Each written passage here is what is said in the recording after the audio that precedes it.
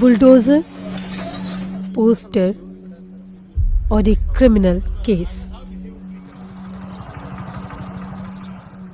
ये संभल का कसीरवा गांव है, जहां बीते 6 जून को तहसीलदार की कोर्ट के आदेश पर एक मस्जिद गिरा दी गई। ये मस्जिद इस मुसलमान बाहुल गांव की इकलौती मस्जिद थी। लेकिन मस्जिद गिराने के अलावा एक एफआईआर भी दर्ज है, जिसमें मस्जिद में काम कर रहे 7 लोगों के नाम हैं। मोहब्बत अली उनमें से एक हैं। घर भी नहीं रुक पा रहे हैं हम, इस वजह से बाहर इधर आधर ही रह रहे हैं। और हमारे संग बहुत जास्ती हुई है, बहुत कमी हुई है। हम मस्जिद से कहाँ जाएंगे, नमाज कहाँ अदा करेंगे हम। बहुत काम खराब है हमारा गांव का। किसान आदमी अपना करना खाना है, हमें बहुत डर महसूस हो रहा है। पुलिस का बहुत डर है।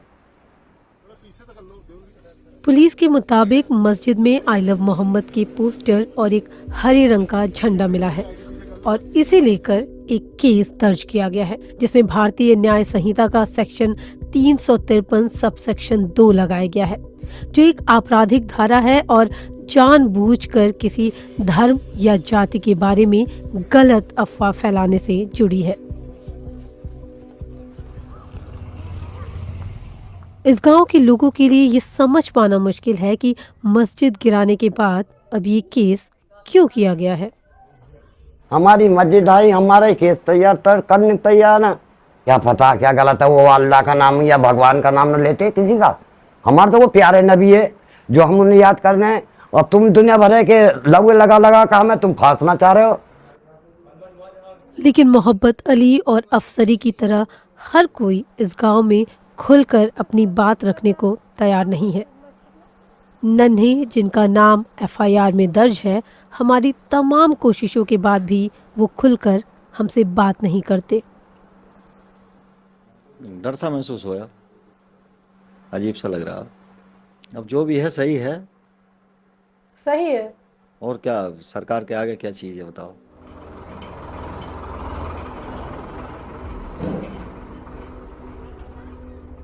आप ये जो मलबा देख रहे हैं, ये मुस्तफ़ा कादिर एक मस्जिद है जो संभल के कसीरवा गांव में है, जिसे 6 जून को संभल एडमिनिस्ट्रेशन ने ढहाया है। और उनका कहना है कि ये ज़मीन जो है ये ग्रेवयार्ड को, कब्रिस्तान को दी गई थी, जिस पे मस्जिद बनाई गई, और इसलिए तहसीलदार की कोर्ट का 21 अप्रैल को जो ऑर्डर था उसकी बिना पे उसको फॉलो करते हुए ये कार्रवाई जो है लोकल प्रशासन ने की हुई है। एक बड़ा सवाल जो इस पूरे मामले में है वो ये है कि आखिर एक रिलीजियस जगह पे एक धार्मिक स्लोगन का, एक फेथ के स्लोगन का अगर पोस्टर मिल रहा है तो क्या वो क्रिमिनल केस बनता है? यही सवाल लेकर हम संभल के एसपी कृष्ण कुमार बिश्नोई के पास पहुंचे। फेथ का स्लोगन जो है वो कैसे क्रिमिनल ऑफेंस बन सकता है? Everybody has right to preach, propagate their faith and practice as well. As long as it doesn't encroach upon someone else's faith, तो आई थिंक उसी के रूब्रिक में ही ये इन्वेस्टिगेशन है वो किया जाएगा और उसी के ही तहत है। किसी भी व्यक्ति के अधिकारों का हनन है वो किसी भी सूरत में नहीं होने दिया जाएगा। At first place, this should be a criminal offense even, and if it is, Whether then the it question is a criminal offense or not, it is a part of scrutiny by the जो local अभिमत है, इसका legal opinion है, वो लेने के बाद ही इस तरीके की एफआईआर है वो रजिस्टर की गई है। और इन्वेस्टिगेशन में अभी तक किसी व्यक्ति को ना गिरफ्तार किया गया है, ना ऐसी कोई बात है। उसमें इन्वेस्टिगेशन है वो कंटिन्यू हो रहा है, जो भी विधिक कार्रवाई उसमें कर ली जाएगी। लेकिन आप ये मानते हैं कि ये जो बेस है एफआईआर का, वो आपको गलत नहीं लग रहा कि why this should be even an FIR? परिस्थितियां हैं, जिन सर्कमस्टांसेस के अंदर, जिन गांव में जिस तरीके के लोग जिस जगहों पे रह रहे हैं, क्या चीज़ किस जगह पे बोली जाती है, क्या कही जाती है, किस तरीके के लोगों के घरों पे पोस्टर्स चिपकाए जाते हैं, उससे दूसरी कम्युनिटी के ऊपर क्या इम्पैक्ट पड़ता है, ये तमाम परिस्थितियां हैं। एलआईयू की लोकल इंटेलिजेंस की रिपोर्ट भी होती है, लॉ एंड ऑर्डर होता है। तमाम चीज़ों को देखने के बाद में पुलिस के द्वारा विधि सम्मत कार्रवाई की जाती है और उसी हिसाब से कार्रवाई वो की गई है। ठीक, थैंक यू। संभल तहसीलदार की कोर्ट के आदेश के खिलाफ मुस्लिम पक्ष ने जिला अधिकारी के अदालत में अपील की। 5 जून को डीएम की कोर्ट ने एक ही सुनवाई के बाद फैसला देते हुए तहसीलदार की कोर्ट के फैसले को कायम रखा और अगले ही दिन यानी 6 जून को संभल प्रशासन ने मस्जिद गिरा दी। लेकिन एक सवाल जो मस्जिद की जमीन को लेकर तहसीलदार की कोर्ट के आदेश पर उठाए जा रहे हैं वो ये कि इस केस की सुनवाई क्या सामान्य कोर्ट में होनी चाहिए थी। वक्फ एक्ट 1995 का सेक्शन 83-85 कहता है कि जो भी संपत्ति वक्फ के रिकॉर्ड में दर्ज है उसके विवाद से जुड़ा केस सामान्य कोर्ट में नहीं बल्कि वक्फ ट्राइब्यूनल में सुलझाया जाएगा। हमारी ये सन 84 से वक्फ में रजिस्टर्ड है।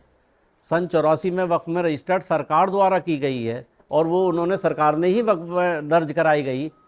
और जो सन 1984 के वक्फ बोर्ड में रजिस्टर्ड होने के बावजूद वो लिस्ट में थी तो ये वक्फ की प्रॉपर्टी हुई। और जब वक्फ की प्रॉपर्टी हो गई तो वक्फ में ट्रिब्यूनल को सुनने का राइट था, इन्हें कोई सुनने का, ये हमारा ऑब्जेक्शन था।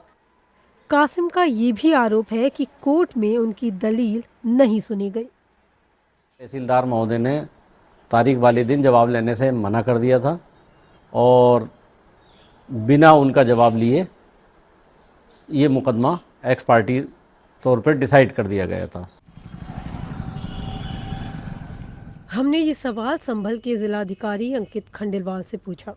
उन्होंने कैमरे पर तो बात करने से इनकार कर दिया लेकिन बीबीसी से कहा, अगर आप किसी संपत्ति को वक्फ की संपत्ति बताना चाहते हैं तो आपको सही कागजात के साथ रजिस्टर करना होगा। पहले आपको एक गाटा नंबर दिखाना होगा। हर संपत्ति को गाटा नंबर दिया जाता है। दूसरी शर्त यह है कि संपत्ति की 4 दीवारी हो। दोनों ही चीजें इस केस में नहीं दिखाई गईं। लेकिन कानून और खासकर वक्फ कानून को समझने वाले लीगल एक्सपर्ट ऐसा नहीं मानते। तो अगर कोई क्लेम करता है कि हमारी जायदाद ये वक्फ की जायदाद है और उसका कोई नोटिफिकेशन दिखाता है, so the natural course is to go to the tribunal to prove or not to prove, or whatever is to be done in the tribunal, not in the common ordinary civil proceedings. और इस तरह के मामलों में जो धार्मिक है, जैसे बहुत से किसी की जाति जायदाद नहीं है वो और उसमें बहुत से लोगों के सेंटिमेंट्स जुड़े होते हैं, तो इसका और भी ज़्यादा एहतियात रखना चाहिए कि उसके अंदर जो भी राइट्स हैं लीगल अपीलेट राइट्स, वो लोगों को अपने पूरी तौर से इख्तियार करने का, इस्तेमाल करने का मौका मिलना चाहिए। पुलिस ने इस केस में अब तक कोई गिरफ्तारी नहीं की है, लेकिन इस मस्जिद में काम करने वाले कई लोग अपने गांव छोड़कर रिश्तेदारों के यहाँ चले गए हैं। उन्हें गिरफ्तारी का डर है और इस डर के साथ गांव वालों का एक सवाल है। ऐसे ही करेंगे, अब सरकार हमें लिख के दे दे कि बना लो तो बनवाएंगे। बताओ 2 गाँव के मुसलमान कहाँ धक्के खाएंगे। सड़क को भी मना करते हैं पढ़ने को और गांव में वैसे भी मना करते हैं पढ़ने को। तो हमारे ढोर डंगर बनते तो हम कहाँ घरों में भीतर पड़ेंगे जहाँ खाना बनाते हैं। हमें तो मस्जिद चाहिए, जहाँ कहीं भी दें में हमें मस्जिद बना कर दें।